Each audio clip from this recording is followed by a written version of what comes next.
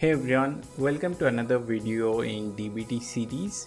In this video, we'll be talking about templating using Jinja. We'll learn how to create dynamic DBT code.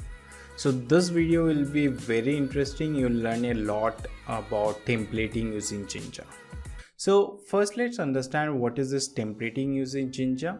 So if you see the definition of it, like using Jinja, you can turn your DBT project into a programming environment for SQL, giving you the ability to do things that are not normally possible in SQL. You think about this, right? Whenever you want to use some dynamic queries or you want to do some loopings like how you do in Python or any programming language, or same thing you can do with DBT using templating. So things that you can do, you can have like if else statement, because this is very interesting. Like you can use if else statement. You can have loops, so you can loop through different variables. You can set variables, like any programming stuff, you set the variables and you use that in your program. You can write reusable functions. So this is a very important concept in DBT, where we can have like common function that can be used by different DBT models. So we'll see like how we do that. So I'll give you this link. So what you need to do is like you just download this raw payment.csv from here.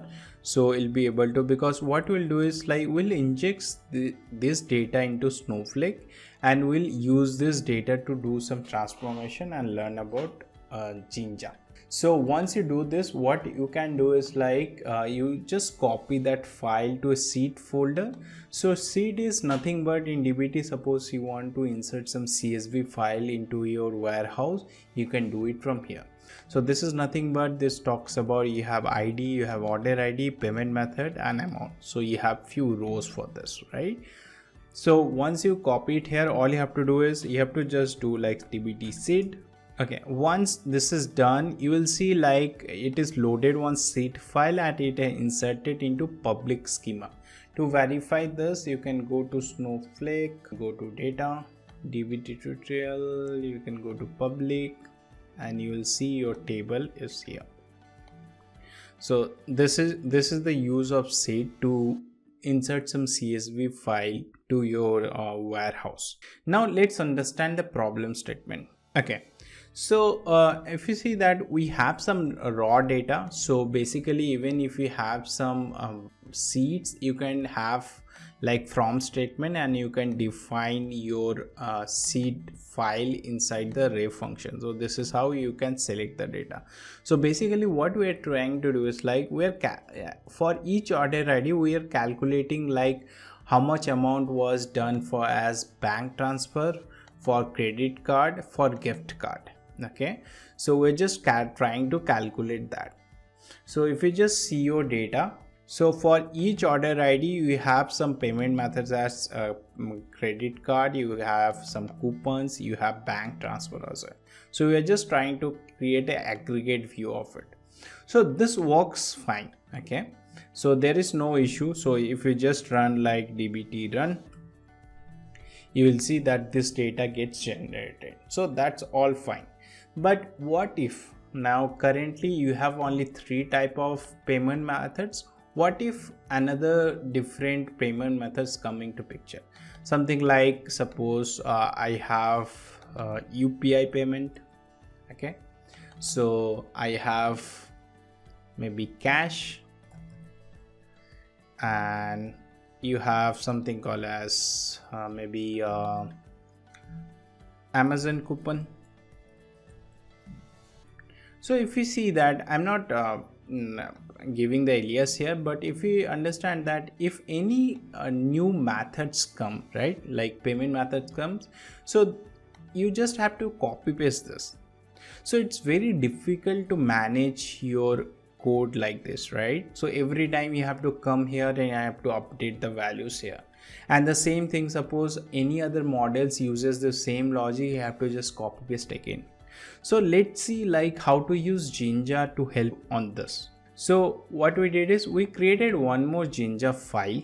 here, and we'll see like how to have templating here to make it better. So few things you want to do, like first we'll be selecting the user data that we have, then we'll have a for loop. Okay, so this for loop is nothing but we have an array where we are defining the payment methods and we are just looping through it. Okay, and this is how you define for loop in a model using Jinja. So whatever you see it here, this is a Jinja, right? Now what I'm doing is I'm calculating the payment method, but this payment method is what it is for each loop. So for the first instant it will be bank transfer, second time it will be credit card, third time it will be gift card. So similarly even the alias will be created like that. So this is all you need. So now what you do is like you end the for, so you started the for statement and you ended the for statement, and then the usual thing, you just calculate the amount and from the payments. So this is all you need. So if I just run this now, what you'll see like, so this is my query that I'm creating with Jinja, right? Now once it is run, let's see how the query got generated. Okay, there is a duplicate column here, so let me just go back here, let me just remove this. This is not needed. So if you see that all your query have successfully run, now what I'll do is I'll see the target for this. So I'll go to models, and this is the Jinja file, and if you just see that it's created your query as expected, right? So it is able to loop through your payment methods, and it's able to get the data, and it's able to generate your query like this. So if you see that how manageable it is right now, right? So if you see that suppose I have some different UPI payment method, all I have to do is I have to just come here, I have to just add it here, right? UPI cash. Now let's say how to make it even better. So few things you can do. Suppose you see that this is you're getting from this loop, right? And if you remember, we talked about that we can also have variables that we can set in DBT, right? That's where you will use the set statement. What I'm doing is I'm setting a payment methods as array or list of some values, and whatever for loop that you'll go through this particular methods. So in Python, just think about this is a variable and you're just doing a loop on those variables. This is how you set the payment methods. But one thing, so suppose what I do is like I'll remove the sum amount from here, and what I'll do is like I'll run this now. Now if I just see the target query that got generated, and if you see that you are getting a trailing comma here, so this won't work, this whole query won't work, because it should not be a comma after the end. So because we don't have any other column here, so this comma is not required. Why it is coming is, if you go back to your query, what you're doing is for every payment methods you are just calling this particular line. So if you see the trailing comma that you have, it will get replicated for all the methods, right? So it will go to bank transfer, credit card, gift card, so it's getting one comma at the end. To avoid this, what you can do is like the same thing, I'll just replace with one more statement. So what I'm gonna do is I'm gonna just paste this. Let's understand this, what it is doing. So everything remains the same. What we are doing is we are having one more if statement, that if this is not the last of the loop, then add this. Okay, so what it will do is like it will go for bank transfer as well as credit card, and it will add the comma, but on the last loop, once it goes to gift card, it won't be adding this comma. So if you see, even you can have this type of statements in the Jinja. So this is one example of how you can use loop and how you can use if statement here. So let me just run this so that we can verify what's happening. So I'll just run it again. So I'll go back to my generated SQL, and you see that comma got added for first two column, but for last column it is not added. So this is correct. This is something we'll be able to run it. Okay. So if you see that with just using some Jinja templating, it's very easy to just transform your DBT in a very dynamic way.